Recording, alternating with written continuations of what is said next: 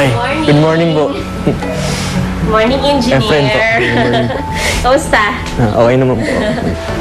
Anong ginagawa mo ngayon? Okay naman po. Tatapos ko lang maligo. Bakit? Bakit ka nag-aalcohol?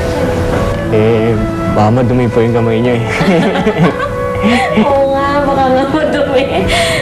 Minsan, ginagawa nating biruan ang pagiging OC. Pero kay Efren, isa itong realidad na mahirap takasan. Buti na nga lang, suportado siya ng pamilya niya. Pero sa pamilya po namin kasi, minsan siya yung center of conversation. Tatawan-tawanan namin siya. Tapos nandun naman siya, tatawa din siya. Okay lang sa'yo yun? Okay lang sa'yo? Okay lang po. So, tanggap niya nga po, minsan siya pa nagsisimula. Kaya ang ginagawa po namin, pag naglalaro kami, hinahawakan namin siya. Lahat po kami, kahit minsan dalawa kami tatay ko, hawakan namin siya. Tapos lalagay namin yung paa sa mukha niya. Para patunayan sa kanya, walang mangyayari sa kanya kung madudumihan yung mukha niya.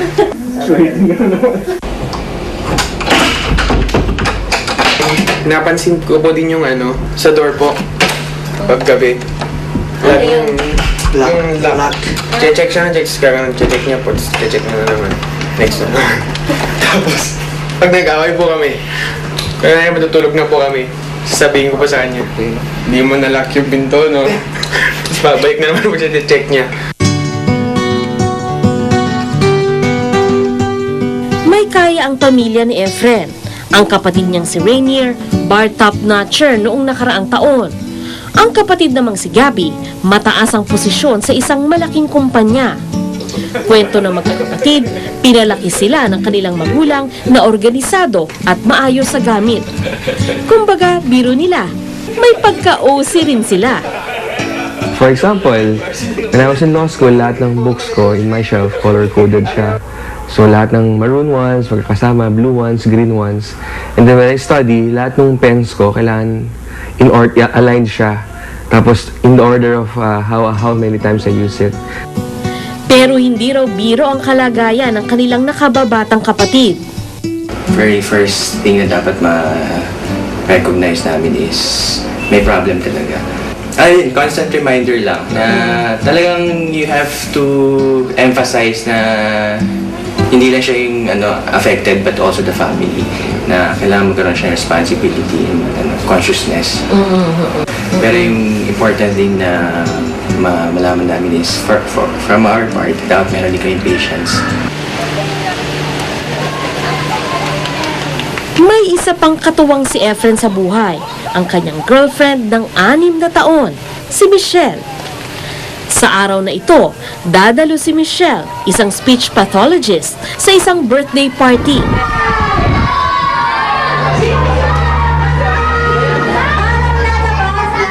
Bit-bit niya si Efren.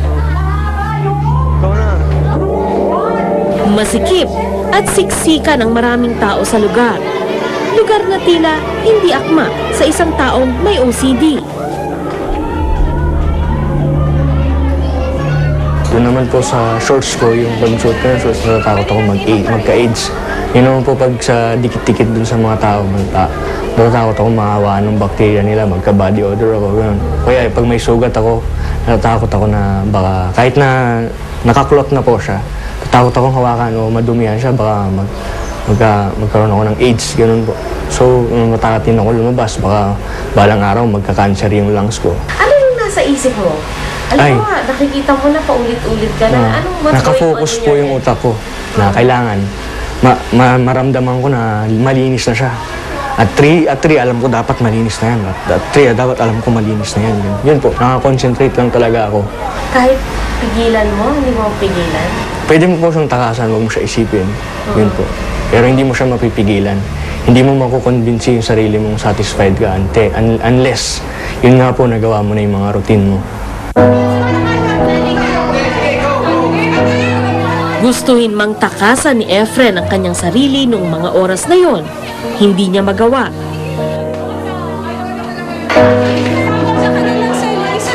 Ni hindi siya makaupo sa pangambang madumi ang upuan.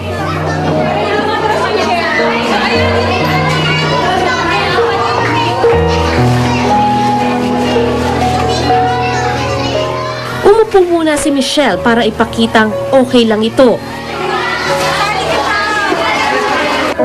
Siguradong ang simpleng pakikihalo-bilo lang sa mga tao rito, isang malaking sakripisyo na sa kanya.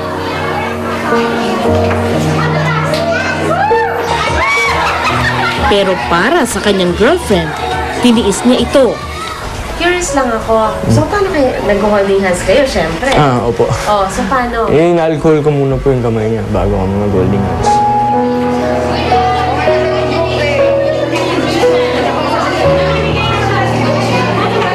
Kaya hawakan ko siya, magagalit siya kasi I have to either wash my hands with soap or kung walang malapit na sink or ano, I have to wash with alcohol before I can hold him. Kahit hindi hands kahit any part of his body, like yung kahit yung sa arms lang, minsan, kailangan malinis muna, makita niya it's clean, ganon. Naisip kong isang kalbaryo ang mga pagtitipong ganito para kay Efren. At sa bawat minutong itinatagal niya sa party, napapabilib ako sa kanya. Yun nga lang, walang kasiguruhan kung hanggang kailan pa niya matatagalan ang masikip at maingay na lugar na ito.